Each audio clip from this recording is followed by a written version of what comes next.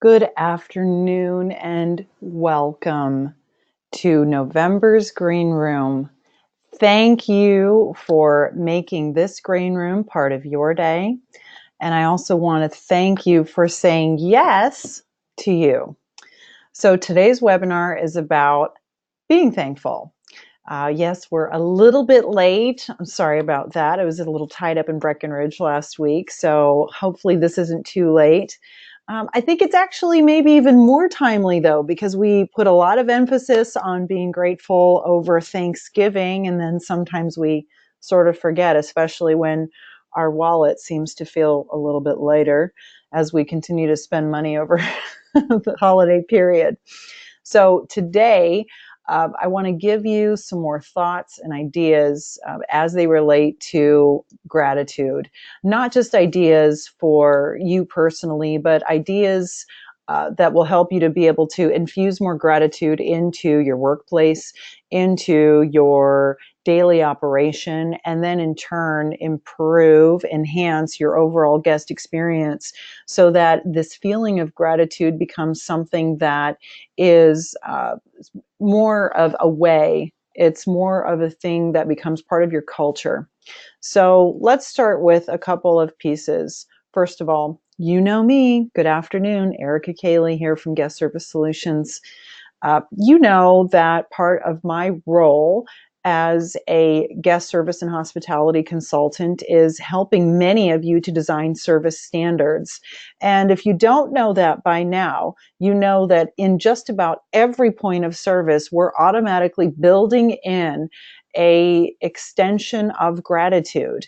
So it's hardwired into what we do. So I want to show you why today more than anything. And you'll be surprised to know that it's more for you than it is for the guest. Okay, so why do I call it an art? A lot of us do call it an art. So when we call it that, it's because when it comes to expressing that appreciation in our offline lives, many of us have a hard time. We're really good at liking something, hearting something, favoriting something, but really maybe not as good at thanking. Especially those millennials and Generation Z people in our lives, they do struggle with that. So I wanted to just bring it up because it is something that's a trick. It's something that you have to almost deceive your brain into being good at doing. So as a millennial, it's something that you have to really focus on if that is kind of where you're at in life. So there's an evolutionary reason for us to focus on what's not right. Isn't that interesting? The cortisol spike that we actually feel when something's wrong actually compels more attention from us. So imagine, let's just say, for example, as coaches, as leaders, you're working in the restaurant and things are going great. You're looking around, but then suddenly as you're walking through the restaurant, you notice a salad going out and it looks terrible. Suddenly, cortisol levels go up, your face feels flushed, your hands start to sweat, you do a 180 and you say, nope, take it back. And then you start to freak out, and then you walk in the back. The last thing on your mind is thanking that server. Thank you for listening to me. Thank you for not dropping that salad at table 22. That's the last thing that you think to do. Why? Because same-ol, or the desired result, doesn't require your innate attention. So neuroscientist Rick Hanson wrote a great book called Hardwiring Happiness. If you ever have a chance to read it, I recommend it. Some of the parts are a little sleepy for me, but some of the parts are great. But he found that people who contemplate gratitude rewire neural pathways to strengthen their connection to gratitude. So what that means is over time, these synapses in your brain actually change reactions. Okay, so it actually makes you more grateful as a person instead of recoiling or lashing out when you're confronted with a challenging or emotional content. So think of how many of you out there do tend to get defensive really quickly. How many of you feel insecure on a regular basis? Or how many of you tend to maybe have a lot of self-doubt? Well, guess what?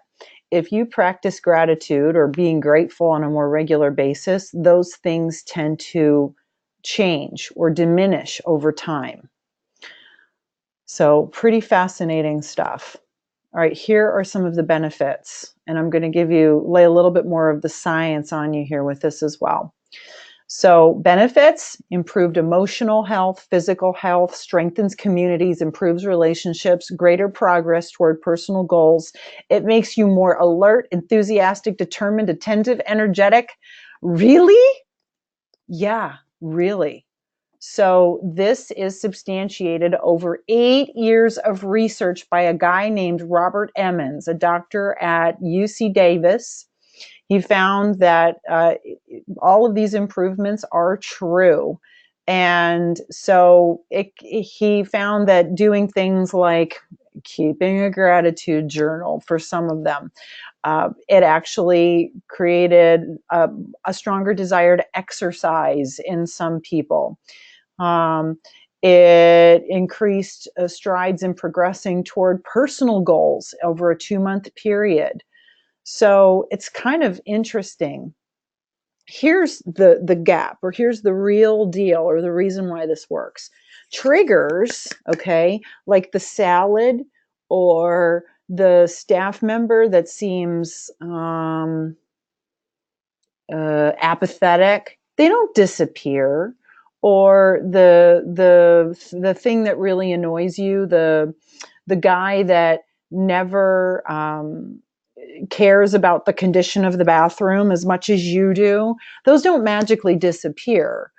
But what happens is you're actually able to slow down the time between action and reaction. Okay, so you remember that movie, The Matrix? It's like Neo in The Matrix. You're observing bullets in slow motion. It's just like that. That's the power that gratitude has, because you have the ability to decide how to react. So instead of feeling that fight or flight thing that happens over time, this can change your reactions to things and also your actions as well over time. So this to me is so powerful. You know how you're always kind of thinking like, how do I make the world a better place? Fundamentally, be grateful. It's that simple. Okay, so I'm just going to say it quickly. It actually slows down time. It weakens the me system in your brain, and it pushes more on the you system in your brain. So it makes you less selfish. You're less bogged in misery, self-doubt, anxiety, all those things that get in your way. All right, so why don't we do it more often? It should be easy, right? Well, it isn't. It's a practice. And I told you why, because chemically speaking, we're just not wired for it. So you have to kind of trick your brain and practice a little bit more. So I'm going to give you some ways to do it and give you a couple of whys, of course. It matters to our guests because they do spend a lot of money. And so you definitely want to take the time to do that. We hardwire it into our service standards. If this isn't a standard practice that's already occurring in your organizations, make it one. Thank your guests at every opportunity that you can. So consider the points of service that you have. So reception upon arrival, it's checkout, it's whenever they provide you with an order, whenever they are departing your restaurant, whenever they are, whenever you meet them, when you're walking past them in the hallway as housekeepers, thank you. Thank you at every opportunity. Show gratitude. So it does matter to your guests. Guests that are thanked for their business are phenomenally more likely to return and to recommend you. So let me give you some meaningful ways as well to thank your staff. I think a lot of us sometimes struggle with trying to find meaningful ways to thank our staff. And so then we just kind of rely on, hey, Bob, thanks. Thanks, buddy. That was great. Thank you. And that doesn't always cut it. So I'm going to refer you back to a fix that we did some time ago that might give you some inspiration. You might remember this one, and it has some good little nuggets in it that I'm going to remind you of. So I'm going to fast forward it. Another one is providing individual trophies. This is my Wabbis cup that was provided. Remember the Wabbis cup?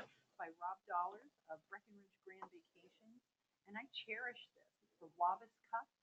We are the best in service. Wabbis. Make your own. Make it. Maybe it's a golf trophy, or it's a bronzed flip flop.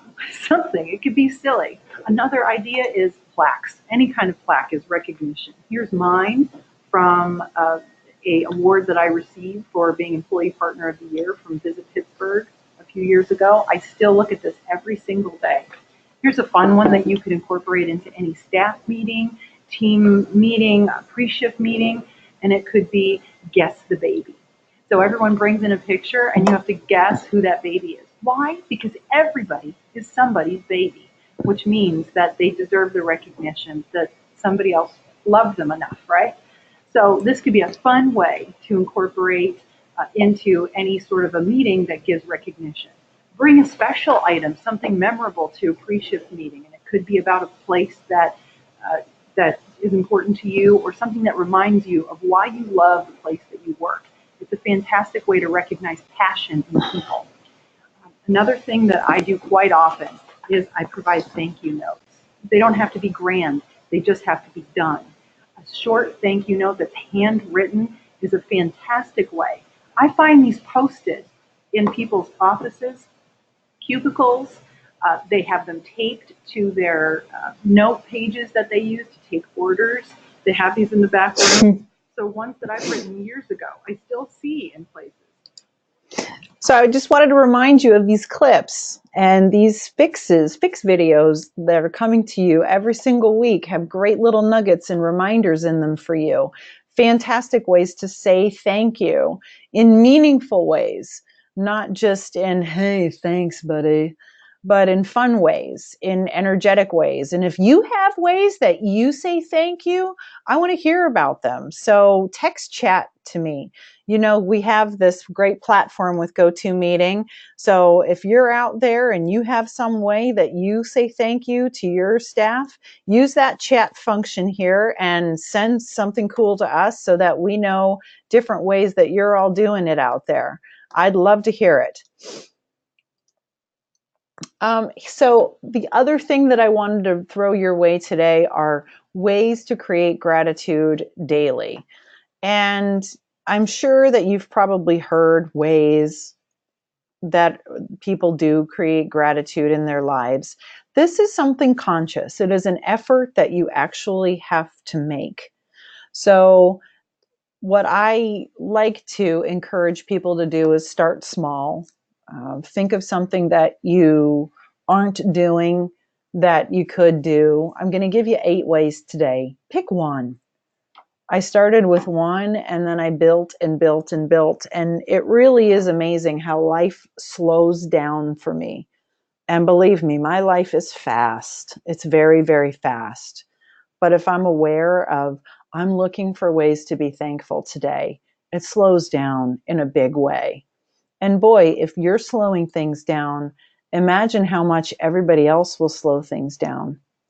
I get so frustrated when I work at a resort where everyone is saying, we're just so busy. I don't have time. I don't have time to talk to my staff. I don't have time to be grateful. I don't have time to say thank you. Then what do you have time for?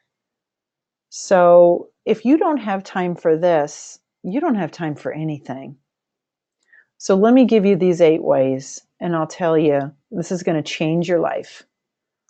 So number 1, build it into your standards. And by now you should know that I believe there's a difference between a standard and a procedure. A standard is to what level a job should be done. and a procedure is how to do a job.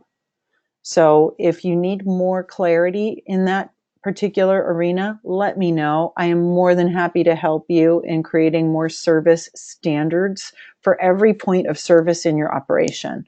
A point of service is that guest-facing point of contact, reception upon arrival, handling a special request, a concierge request, telephone interaction.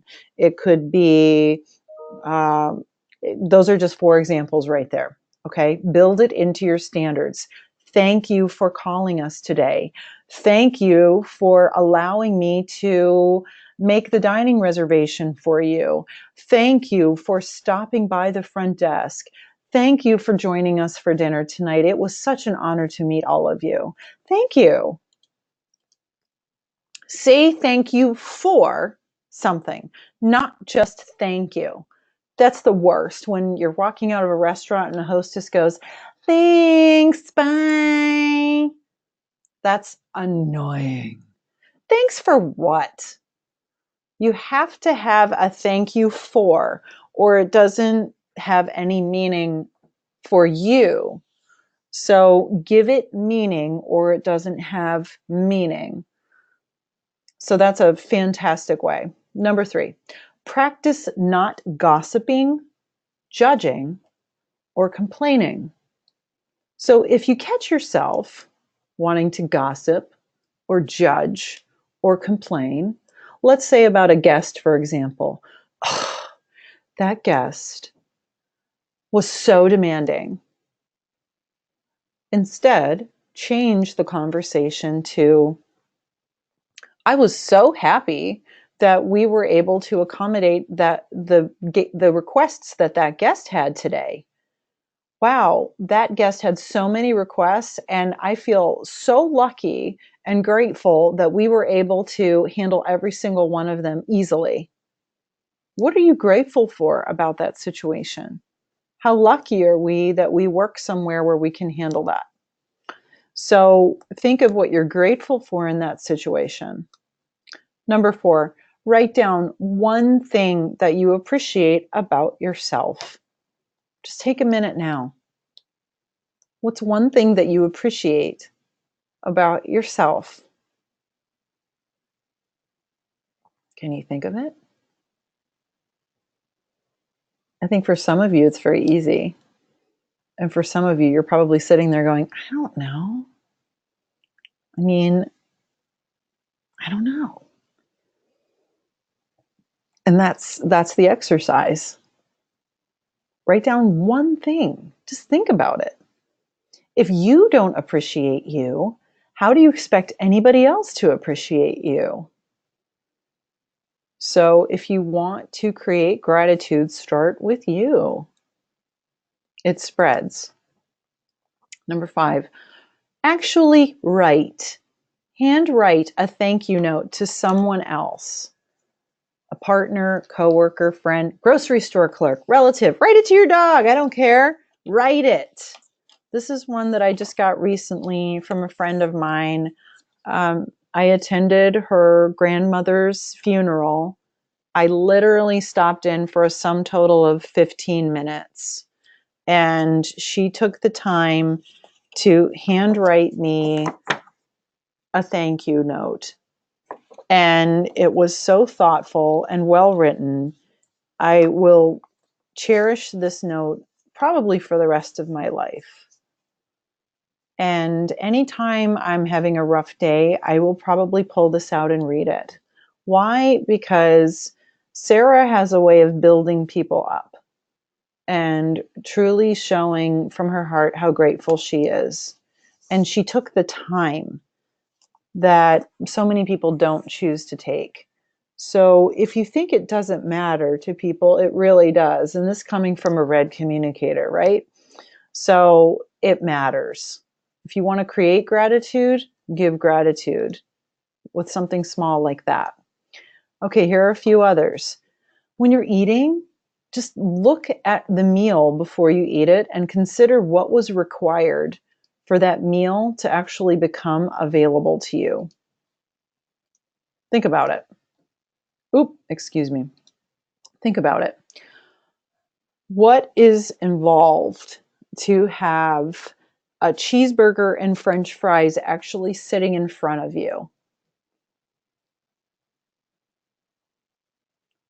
Somebody had to grow the potato, wash the potato, cut the potato, harvest the potato, store the potato, deliver the potato, sell the potato, fry, uh, add it to, somebody else's, distribute it, market it, fry it, package it, quick freeze it, deliver it to a grocery store, keep it on a shelf, and then involve people in selling that to you, making sure then that it's packaged just right and that it's not broken or melted, and then that the price is just right so that you'll actually want to buy it, and there's probably a coupon associated with it. And then you have to get it off of the shelf and put it in the cart, and then choose it and go buy it and get it in your car and get it home in time, and okay, you get the idea. There's a lot involved in just getting one, and I'm talking about a frozen French fry, to get one frozen French fry on your plate. So imagine then, and I'm not even talking about the cheeseburger. So stop and just look at that meal. Consider what was required to get this available to me. I am so grateful. So grateful that I didn't have to do all of that. It's a lot of work. Any of you that garden know. So just that's a great way to create gratitude right there. And especially in a world full of food waste. And any of you that have children know it's even worse. So I would definitely recommend that as a way to create gratitude daily. Another one, share aloud something nice that someone else said or did for you. Tell the story about something nice that someone else said or did for you. A great example, I just shared with you that example about the handwritten note that my friend Sarah wrote for me. How many of you are now thinking of handwriting a note to a friend? I'll bet more of you are than aren't. And so with that being said, it is contagious. So take that time. It goes a long way. And then last but not least, before you go to bed, name 3 things that you're thankful for, no matter how small. I started doing this months ago, and it is unbelievable how well I sleep. And I end up finding probably 20 that I'm really thankful for. And especially when you're going through hard times, it's easy to maybe find things that you're less thankful for than it is to find things that you're more thankful for. But these are great ways to end your day well and open your eyes on a positive note. So I bring these ways to create gratitude to you in hopes that they perhaps inspire you to start the way that you want to continue, and then in turn give you more ways to be able to recognize your team in a more inspiring way. So that way it trickles down into meaningful ways to make it really matter to your guests, so that you're not just having this empty thanks as guests are walking out the door. It is really coming from the heart because it's starting with you. And it's something that's part of who you are and how you live and how you walk the earth. I hope you enjoyed our green room today. I hope it had value to you. If there's anybody out there that would like to add a thought or contribute, you're always welcome to share or raise your hand or add. You know I love it. I want to end today by just reminding you that the virtual coaching solution continues on. We'll be announcing our 2019 calendar here very shortly. We have only one more 2018 webinar left for the year. And the weekly fixed videos keep coming your way. I believe our next one should be coming out for the week here. Well, it just came out yesterday. So keep sharing those. If you're trying to look for some more ideas, ways to share those with your team, let me know. I would love to be able to provide some ideas for you. Next month's or the December webinar is actually scheduled early this year. Is scheduled early this month in the interest of the holiday period. So on December 20th will be our final webinar for the year, which is listening for subtext for exceptional service recovery. Listening for the little things that people don't say. That's what it'll be all about. So I hope you enjoy that. Thanks for being here today for our 2018 Green Room of November. We'll see you in just a couple of weeks. Thanks for being here. Have a good day. Bye.